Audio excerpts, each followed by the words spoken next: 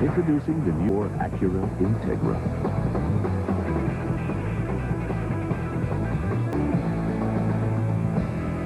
Tracks sold separately. Alright, so got the lower control arm out, passenger side, and we're going to push out the bearing bushings. Actually, we're going to drill them out. I don't have a setup to push them out, so I'm going to drill out the rubber.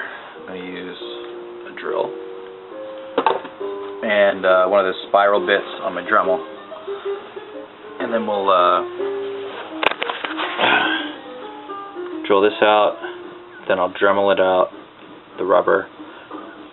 Then I'll cut this, that lip. I'll cut the steel sleeve, and then use a punch. So it's sounds more involved than it is. And man, we got Hampton Hawes on the iPod Shuffle. I swear I listen to more than just jazz. Anyway, so I'll drill it and Dremel it. Alright, so I Dremeled out the rubber, both sides. That took about 5 minutes aside. I'm going to put this guy on here, and I won't show it because I don't have my camera stand, do I? No. And I'll just twist this guy up. Alright, so it's coming.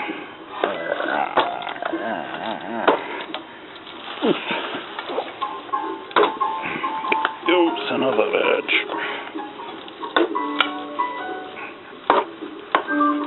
Alright, there you go. Alright, so now what I'm going to do is I'll clean that out a little bit, and I'm going to cut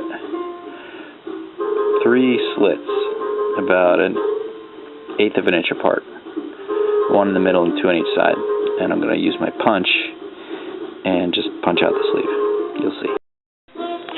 Alright, so nothing more spectacular than my little jigsaw with a metal blade. And I'm going to cut some slits in the sleeve. And then I'll use my punch to just punch it out. Here we go. Alright, so nothing more spectacular than that. You know, you just go right up till you get close to the sleeve, and then I check the underside to make sure they're both close. And it's really easy. I mean, you just inch it forward. I mean, by, you know, a few tens of thousandths of an inch. So, and I'll do another one here and another one there. Alright, so I don't know if you can see it. Hold on. There's the 3 slits. I did 3 because it kind of helps. I don't know. I tried with just 2 cuts with one, area, and it didn't really work. So now I use my ghetto vise, which is my feet, and I'm going to block this a little.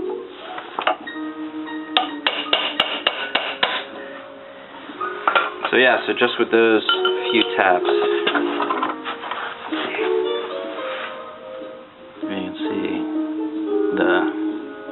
it's just peeling right down.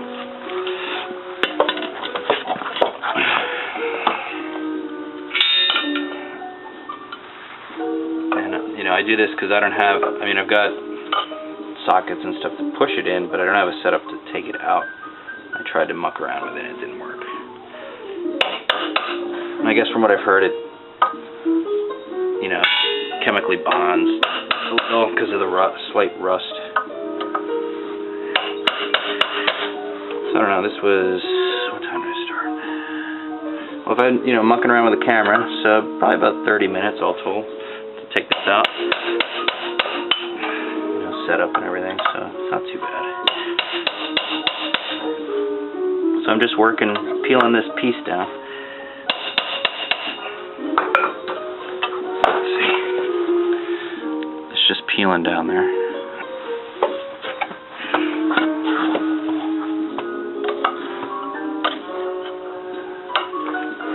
And I've got the nut on the threaded end to protect it, so you don't bang up the threads down there. And there you go. So it's out. So you can see the rust. It makes it tricky to get out, I guess. And it's not dinged up. No scratches. So I'll Scotch-Brite the inside of that, put some lithium grease on it, and push it the other one in. So I'm just going to repeat it for this bigger one here. And yeah, I'll keep going. Alright.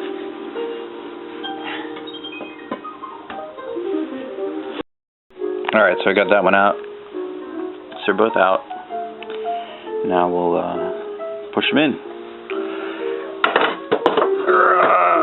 My ghetto workbench.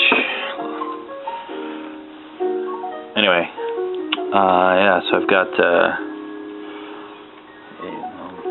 take some Scotch-Brite to them, clean them up, and yeah, we'll push those in. So yeah, now we got Thelonious Monk. I don't know what's going on the iPod. Must be in a jazz mood on the album shuffle. All right, so we'll continue. All right, you ready for my Ghetto Shop press? Hold on here. So I got my, I borrowed a pipe bending rack with my buddy's jack. I didn't like it though, so I used mine because it didn't have a top that was flat. So I just put a piece of plate here, a couple of 7/8 washers on the bottom. I got this thick plate here hung with tie wraps. It's adjustable. I've got the control arm hung with coat hanger, and yeah, just push it in. There we go. So the only trick is once I get to the top, or before the top,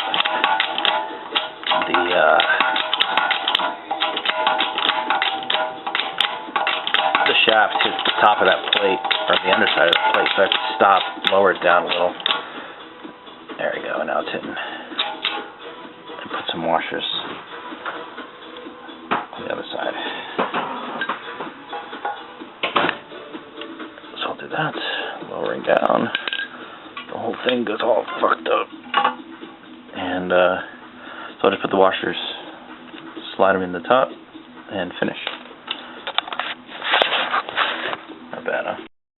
Alright, so I got the two 15/16 washers in the top. And I just push it up until it's flush.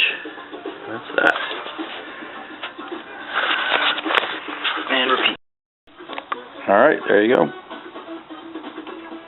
It's in. That's $30 saved. And now I'll do the other one. Alright, and just to document it, I guess, you need a socket on the end of this one, or I do, because I didn't have enough of these 15/16 washers. The pivot end takes the 15/16 washers. The middle one takes the 7/8. So I'll just do the same process. Alright, and there is the second one. So, yeah, I mean, it's kind of ghetto.